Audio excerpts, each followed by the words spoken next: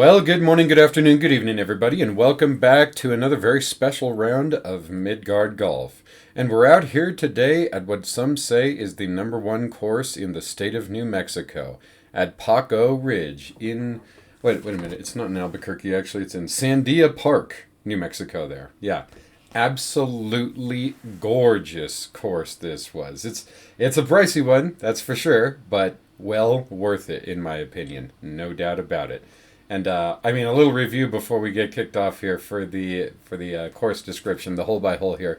But all the facilities absolutely excellent. 5 out of 5, 10 out of 10, whatever star rating you want to give it. The practice facilities freaking fabulous, and the staff there was absolutely top notch. Every single person that I dealt with and talked to all day was absolutely top tier, fantastic people. And the patrons out there, the other golfers that were out there playing with me, were visiting the course the same day I was. Every last one of them was just absolutely stellar and super friendly. So I can't say enough good things about this course, about this whole venue. Just absolutely fantastic. And there's actually 27 holes out here. I played the original 18, but there's an extra 9 as well, kind of off to the, what is that? I guess that's the north side of the clubhouse. But I'll have to go back one of these days and check out that other 9. But this 9 here, fantastic. And but that said, incredibly difficult, that's for sure. Very, very challenging course all day.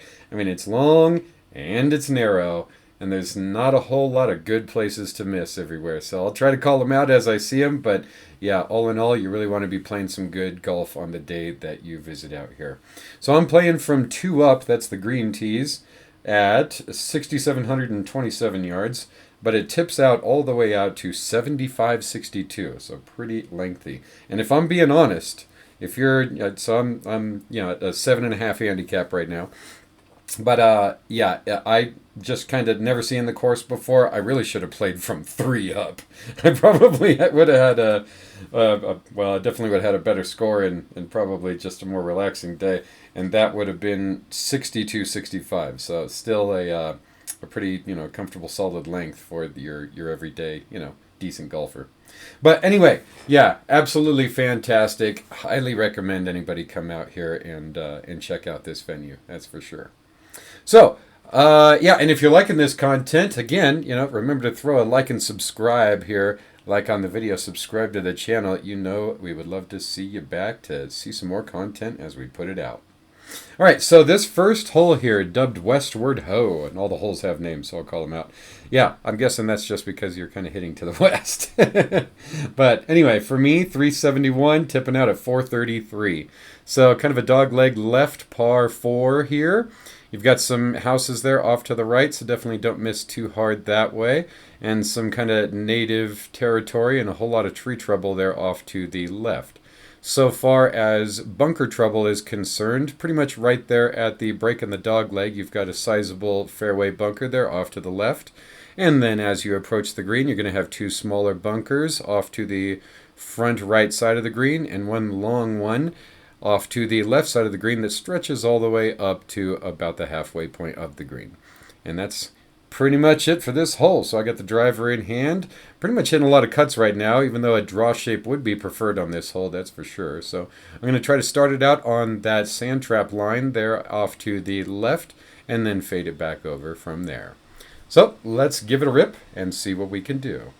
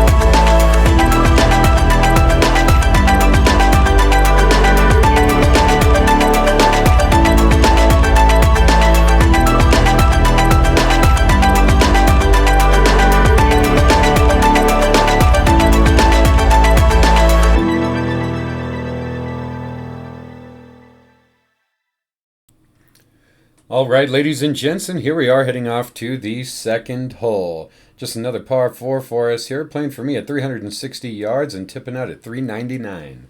So, yeah, this one, no real dog leg to speak of here. Pretty straightforward hole so far as the shape of the hole goes. But that said, I mean, you've got some force carry to deal with right off the bat there for your drive. Shouldn't be a big problem. And then where the cart path kind of crosses over about 2/3, 3/4 of the way through the hole there, you've got a little more force carry there off to the right side. Yeah, so yeah, you've got that. So both shots that you've got to play on this hole are likely going to have to carry some stuff in order to hit your mark. So getting GIR here is, yeah, pretty much the only way to stay out of trouble. But anyway, so right off the bat here, wide enough fairway for you to lay up if you really want to, but that's just going to make your shot really long up onto this green. You've got two fairway bunkers, one off to the left, one off to the right, as you can clearly see here. And then from the tee box, you can see three of the bunkers actually down there by the green, the two kind of off to the front right, and then one of them off to the left, or a sliver of it. And then there's another one that's hiding from you on the tee box there, also off to the left. So pretty symmetrical hole so far as bunker trouble is concerned. I will say that the attack angle onto the green from the left side of the fairway there is definitely going to offer the most advantage in my opinion. But that said, there is a collection of trees, kind of, I don't know, about 40, 50 yards, maybe a little less, but a little bit past the, we'll just say a little bit, past the bunker on the left-hand side there. So if you do favor the left-hand miss in order to put yourself in a good attack angle position up onto this green, then, and if you miss too hard, then you might end up in those trees, and that will definitely cost you. So, anyway, driver in hand, I'm hitting cuts anyway, so yeah, I'm just gonna hit it out there and try to put it somewhere up there in play and try to just barely carry all those bunkers out there. So let's give it a rip and see what we can do.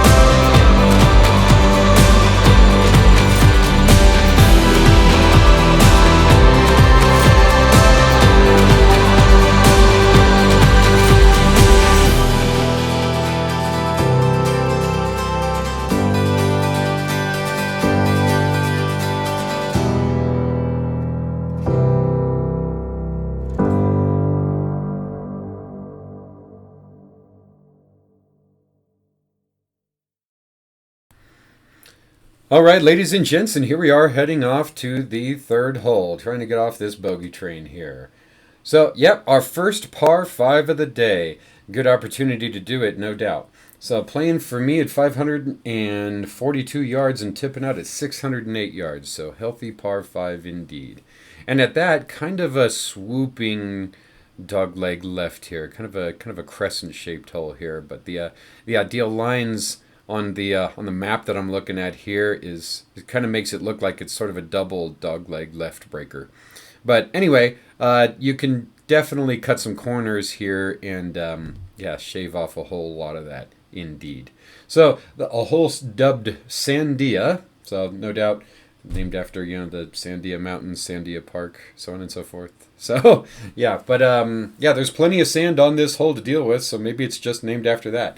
So, right off the bat here, looking down the fairway from the tee box, you've got 3 bunkers there off to the left side of the fairway, no bunkers on the right. So, if you really want to avoid the bunker trouble, then staying to the right is the good play. However, if you do that, then you're definitely making this hole into a much longer hole than it needs to be. So if you do kind of hit a draw, or I mean the trees are low enough there off to the left, so I mean easy to hit over them. So even if you're hitting a fade and you're just kind of aiming way off to the left line there and hit a cut back in from there, fair chance that you can cut that corner there off to the left, get over where the cart path crosses the fairway, just under about halfway through the hole. And yeah, give yourself the best opportunity to try to get on in 2. However, as you are making your approach shot, whether it's your second or third shot, you're going to have another fairway bunker to deal with, also off to the left side in the second portion of the fairway after where the cart path crosses over. And then once you get up towards the green, there's a collection of 3 bunkers right before the green that'll appear right in front of the green if you happen to be attacking it from the right side, and it'll look like it's kind of to the right side of the green if you're attacking it from the left side. So if you can avoid all of the bunkers, I would say hugging the left side is definitely the play on this hole. However, that's the risk of it. You might end up in some fairway bunker trouble. That's definitely going to cost you, you know, kind of a long stroke should you end up in one of those. But anyway, I'm doing that anyway, taking that left line, and then I'm going to hit my little trusty rusty cut there back in. So kind of taking the blind line on this hole. So driver in hand, let's give it a rip and see what we can do.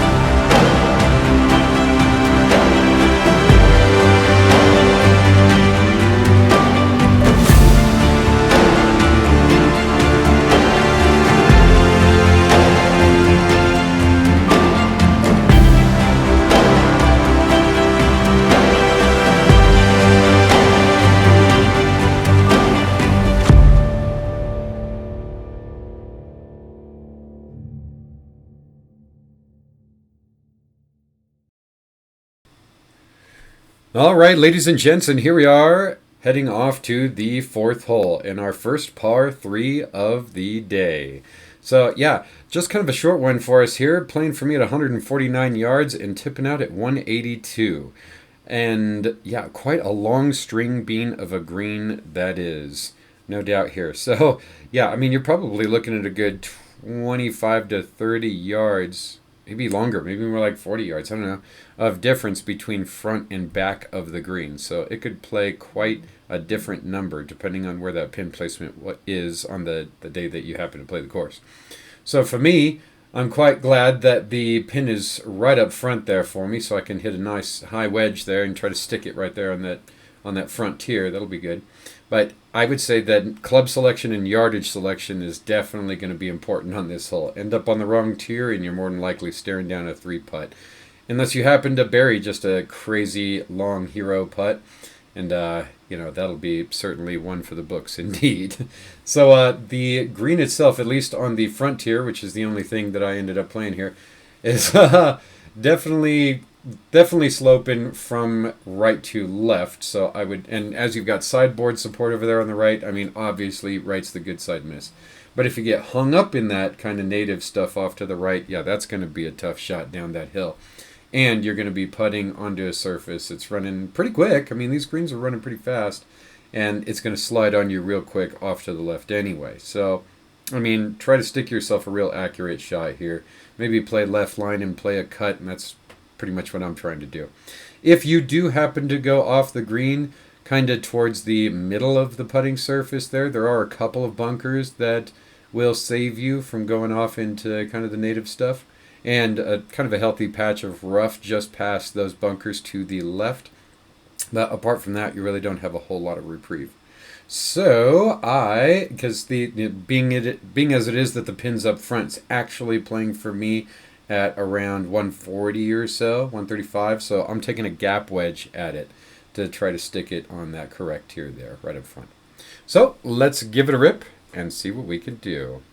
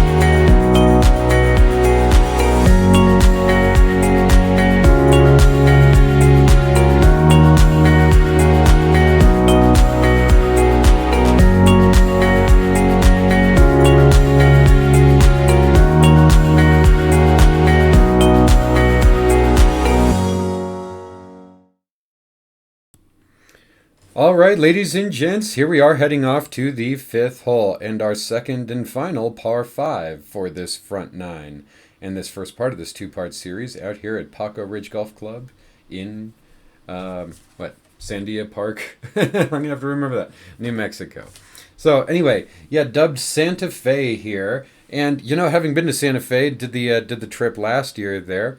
Yeah, you know what? Now that I look at this hole, it does kind of remind me of kind of the look and feel of Santa Fe, New Mexico. So yeah, I could definitely see that appropriately named hole. And the last one, called Diabolical, and Dye spelt like Dye, like Pete Dye. I'm wondering if Pete Dye didn't have a hand in the design of that hole. He is not the course designer. Yeah, let's see here. Ken Dye. Oh, okay. All right. So Ken Dye is actually the course architect here as I'm looking at the back of the card. So, all right. Off of the course architect there. Forget about Pete Dye. It's all about Ken Dye today.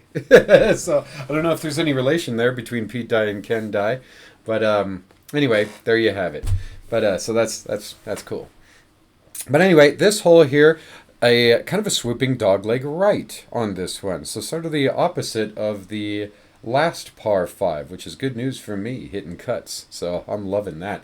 That said, there's really no good miss on this hole. You've got pretty heavy tree trouble on both sides of the fairway. So definite death for your ball if you miss hard in either direction. So you definitely want an accurate shot here. That's for sure. So if you know the shape that you're hitting on a day, yeah, just play it and play it very safely as you can. That said, a cut is definitely going to be preferred for you here. That's for sure. Cut kind of off the left line there, and that's what I'm doing. I'm taking the middle left line.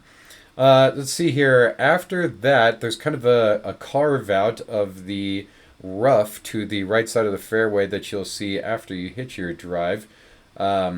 that you're going to have to clear if you end up kind of in the rough off to the right side of the fairway. However, if you get to the left side of the fairway, then you're going to have a nice wide open shot to get on this green into. So that it's only playing 522 yards for me and tipping out at 554 is certainly gettable by the yardage.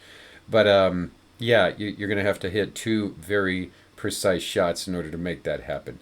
That said, no problem in three-piece in this hole. Once you do get up to the green, or you're making your approach shot at it rather, you've got three bunkers to deal with, kind of just in front of the, not in front, they're off to the left of the green, but they're left of the fairway, really, more rather, kind of before the green. So if you're shooting at it from the right side, as a little foreshadowing you're about to see, then you're going to be staring those bunkers right in the face. However, if you're hitting from the left side of the fairway for your second shot, then it'll appear more that those bunkers are out of play for you. So that's nice. However, if you're dealing with the bunkers off to the right side, you've got a collection of four bunkers, two little tiny ones, one pretty sizable one that are kind of off to the front right side of the green, and then one more kind of medium-sized bunker off to the back right of the green. So plenty of sand to deal with once you make your way up to the bunker, or up to the green. So anyway, driver in hand, we're hitting this cut.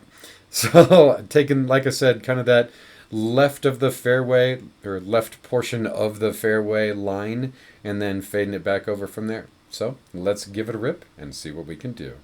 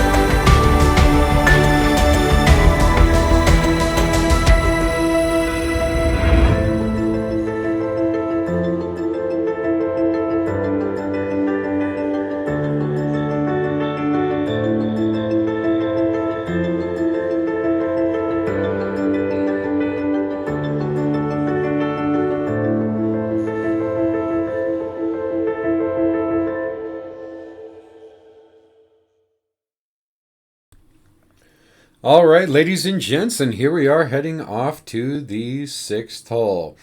And just a short par 3 for us here, or excuse me, short par 4 for us here. Playing for me at 297 yards and tipping out at 330. So yeah, hole dubbed the Gambler. I love it. My kind of hole. So what's the gamble here? Do you lay up and stay in that nice, big, wide fairway laid before you and have yourself a nice flip wedge to get up onto this green? Or do you go for it and try to hit this, I mean, not all that sizable of a green. Yeah, I mean, guarded very well on both sides by a whole lot of crazy bunkers that will definitely eat your lunch if you get into, well, pretty much any of them. So there's that. So anyway, that's no doubt the gamble here. So yeah, I mean, what you see is what you get here in the picture. You got 4 bunkers over there off to the right, most of which you can see. There's one that's kind of hidden from you over there, but yeah, you can basically see them all. And then those 2 kind of sizable bunkers there off to the left. And then, yep, those lead you all the way up to the kind of this sort of oblong heart-shaped green. And that's pretty much it, straightforward hole. So, what am I doing? Well, I'm going for this green because, well, we didn't come here to lay up. So, let's give it a rip and see if we can't green it on. And if we can't, then, yeah, the right side miss there off to the right side of the green is definitely the preferred miss. That's, yeah, where you've got the most grass to miss. And as my miss right now is to the right, I'm rather happy about that. So, let's give it a rip and see what we can do. Oh, yeah, well, one thing here. So on this hole, yeah, so the wind was blowing pretty good here, and well, I'm going to talk you through it actually on the hole here. But so after the second shot, you'll see that I landed kind of past the hole up and to the right there. So anyway, yeah, I looked over after I had putt, like I didn't even look at the camera as I was on the green after I set it up and hit record. But anyway, I definitely looked up after I buried the second putt. So my first putt went at the hole, but I misread it completely, and it kind of just veered way off to the right, and I still had about a 18-foot putt to make for par, and I did indeed make that 18-footer for par, and boy, I was so excited. I was fixing to celebrate on the camera and stuff like that, and then looked over and the camera's laying on the ground, so the wind had blown it over, and that's what happened. So yeah, sorry I didn't capture the actual putting here, because the first putt was absolutely terrible, but the second putt was absolutely epic. So anyway, but I missed it all, and yeah, only got the drive and the second shot on this hole, so apologies for that. But I did indeed end up parring this hole. So anyway, without further ado, let's check it out.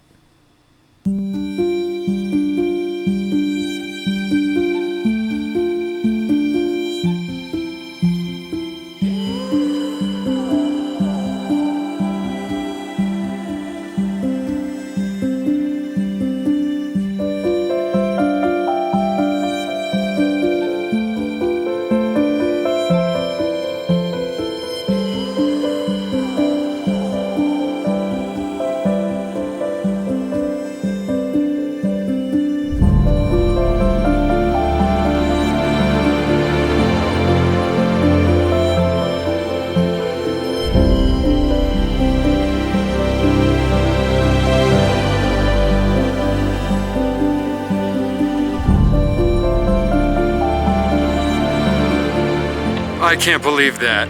So I made that putt, and I look over and the camera had fallen over in the wind.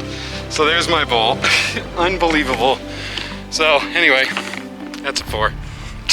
Unbelievable. Wind. You gotta hate wind. All right, on to the next hole.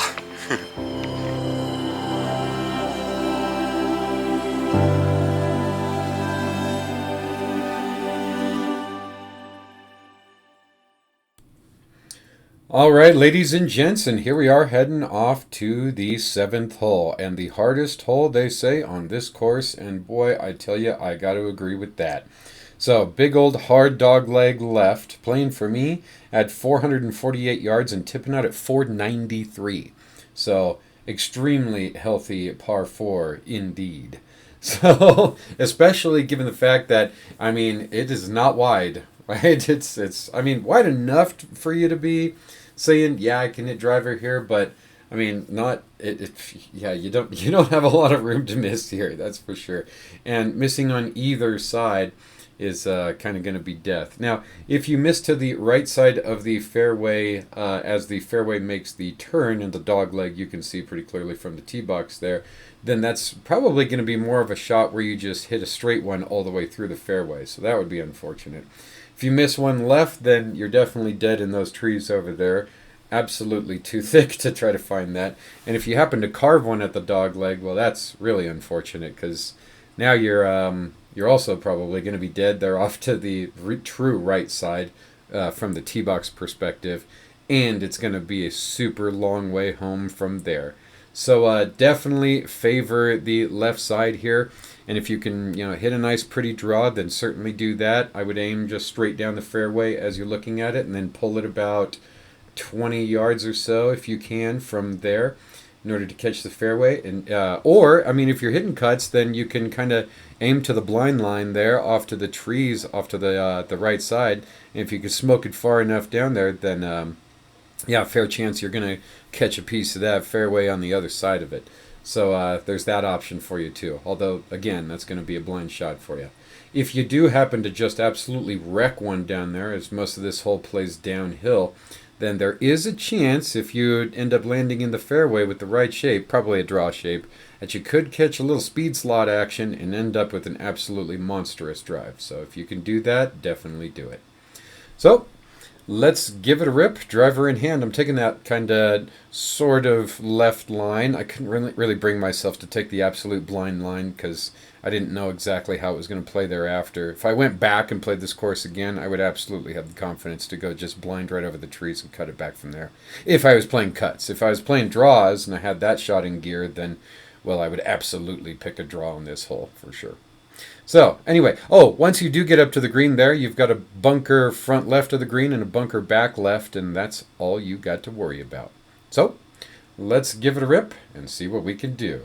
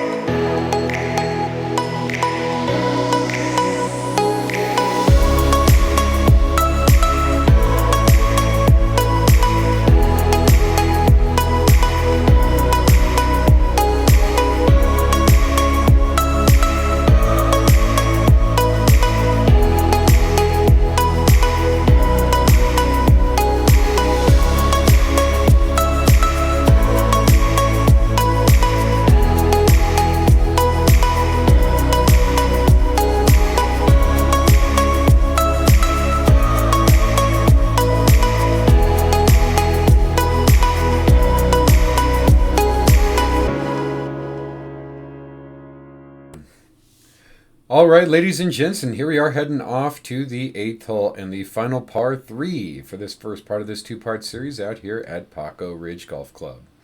So, yeah, quite a lengthy one, definitely a lot more lengthy than the first par 3, playing for me at 237 yards and tipping out at, yes, 266 yards. Absolutely nasty. For 266...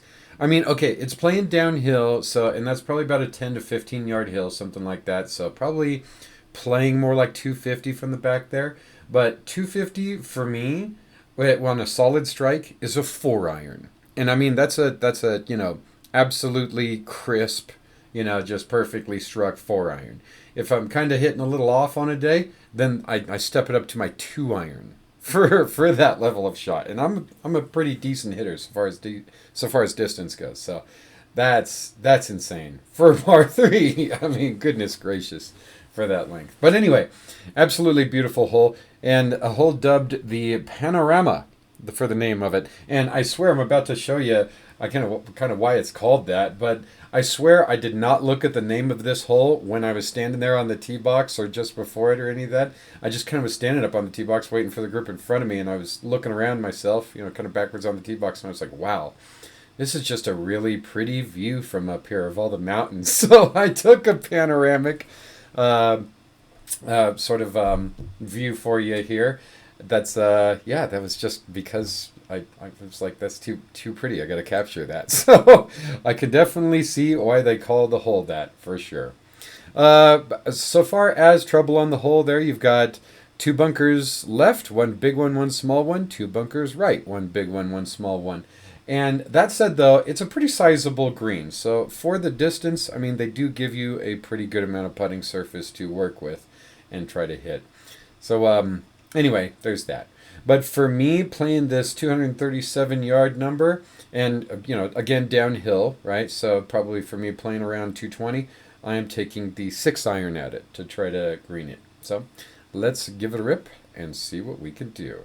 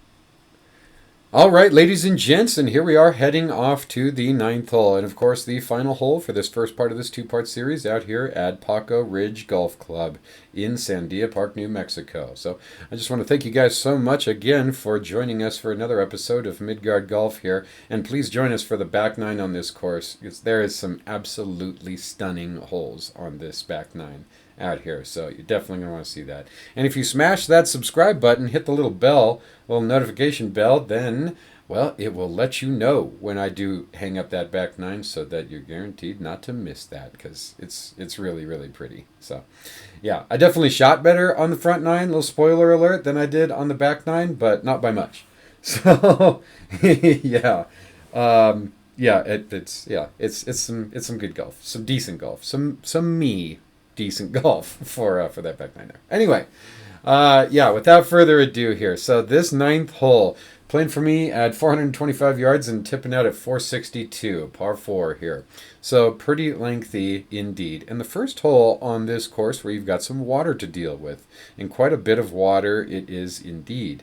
Starting about halfway down the fairway and running all the way up to the green, and continuing pretty much all the way through the green for the remainder of the hole, you're going to have water on the right side, just past the bunker that you can see from the tee box off to the right side, if you really can't see the water in front of you there. No bunker trouble off to the left, so no harm kind of missing to the left, and as the fairway also slopes a bit from left to right, that left side miss is pretty much the only guaranteed safe way to go. That said, if you miss too far to the left, then, while you won't really have to worry about the water anymore unless you carve one from that angle, and with a ball below your feet lie, as you're likely to have off to the left side, that might be a problem. But apart from that, you might bring into play the two bunkers kind of off to the front left side of the green. So I'd say, strategically speaking, this hole was really well designed to be well guarded.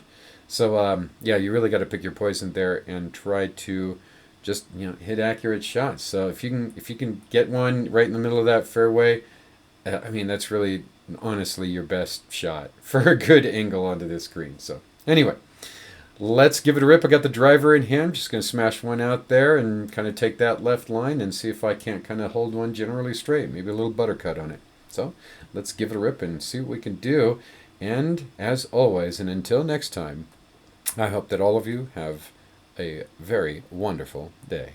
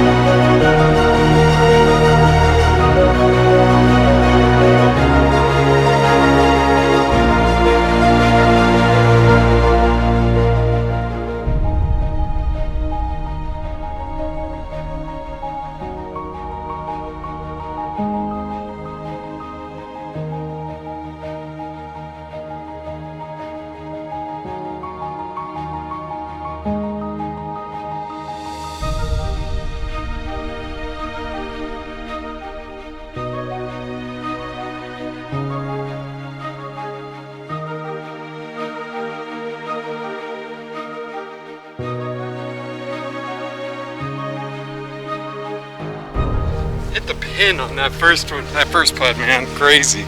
From that rough fringe there. That's nuts. Alright, moving on to the back nine.